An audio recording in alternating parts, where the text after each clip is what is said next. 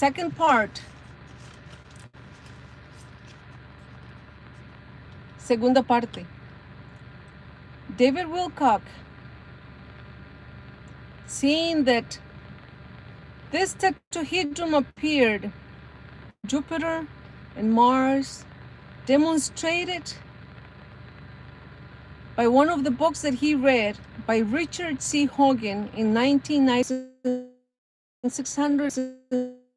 680 feet. It also appears in another place, but I will be shown. If you were to add up these numbers, what number do you think you come up with? At the end of all these videos, which is going to be 4 or 5 parts that I'm going to be sharing with you today in Spanish, it may allow us all to have it clear what those dreams were attempting to tell him. When he had the dream, Archangel Michael, in this mathematical shape that is decoded from the book of Revelations. And remember, the last 2 books of the Bible written is Revelations 21 and 22. Every number has a meaning.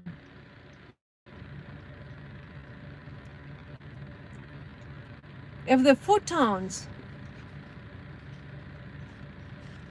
is in every living being, if everything that exists has nucleus, that atom, remember that the atom, as I shared in another video, atom is composed of protons and electrons. And then there is the one that balances it out, which is the neutron.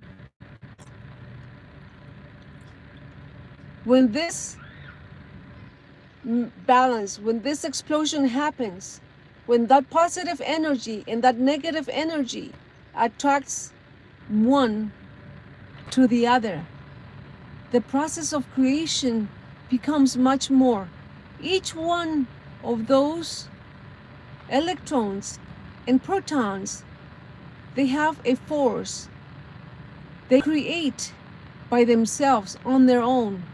But when they come together, it becomes so much more. As you can see everywhere around, everything that you are, everything that you have always been, and everything you will ever be, it's that transformation of energy, that biological weapon that is watching me today, that's hearing me today, sharing with you what David Wilcock was attempting to share with us. And by the one thing that he wanted us to remember him, that he did his best, no matter how he took himself out. What if that was his mission? What would you say that your mission is today? To discover how amazing you are? How amazing every living creature is? What a beautiful life we are enjoying? Can you imagine? Nobody is better than nobody. And I am sharing this with you in short videos with the information that I have been able to get from many sources, and one of them is Edward Grant. And I'm sharing this in 13 different languages, including English, Italian, French, Spanish, Jabali, Arabic, and so forth. Esta información, donde David Wilcock tuvo sueños con el arcángel Michael,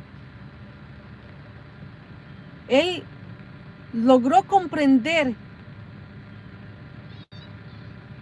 que en el libro de los últimos 2 libros que fueron escritos en Revelaciones 21 y 22 fue descifrado en un libro que él leyó de de Hogan, de Richard Hogan, en 1999, tuvo una discusión. Y en esa discusión llegaron a la conclusión de que estas figuras geométricas tenían una explicación matemática.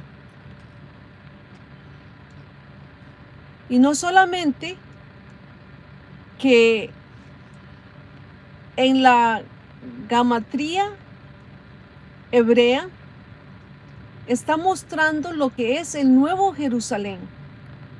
Y la suma de todos estos círculos llega a una cantidad de 31.680 pies. Y también aparece en otro lado que más adelante les voy a estar compartiendo. ¿Qué puede significar eso? Si usted agarra esos números individualmente, los suma, ¿a qué suma llega? ¿Y qué conclusión podremos tener nosotros? De que todo lo creado empieza desde el átomo, desde esa explosión atómica.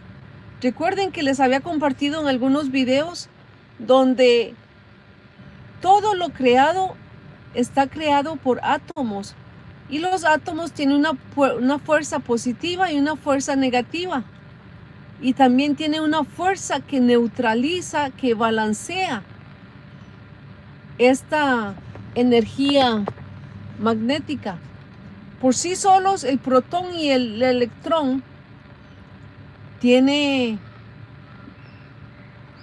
una potencia, una fuerza de crear, pero cuando se unen el protón con el electrón y la intervención del neutrón, crea un balance, y todo cuanto usted mira frente a usted, todo cuanto nosotros somos, dentro y fuera de nosotros, somos esa arma moderna que absorbe energía, como lo dice Matías de Estéfano en su video, pero estamos en constante transformación,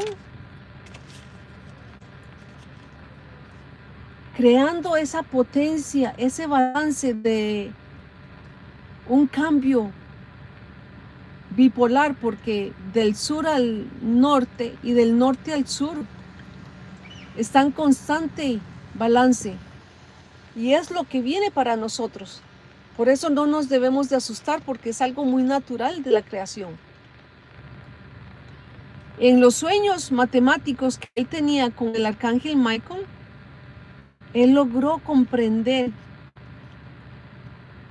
y hay un libro escrito por alguien más donde da los números de 144, de 12,000 y muchos números ahí que terminaría heredándose uno, pero lo que importa es qué significan, qué nos están tratando de describir a nosotros esta información, qué es lo que no hemos logrado comprender hasta el día de hoy. Sí, quizás podemos decir, es que nos escondieron a nosotros esta información. Pero la pregunta es, ¿estábamos listos nosotros para absorber, para comprender y aceptar el maravilloso ser que hay dentro de todos y cada uno de nosotros? Que todos somos iguales, pero en una forma diferente. Tenemos un propósito, tenemos una misión, y todos somos parte de cada uno. Can you imagine this? Not only in the decoding of the book of Revelations, the last two books, Hogan was able to decipher and come up with all these different numbers of 12,000, 144, and 117. Every number has a meaning. That every one of us is equally the same, with the same potential, that we are that biological weapon that is in constant transformation, holding energy in that level of consciousness, at the subconscious level and at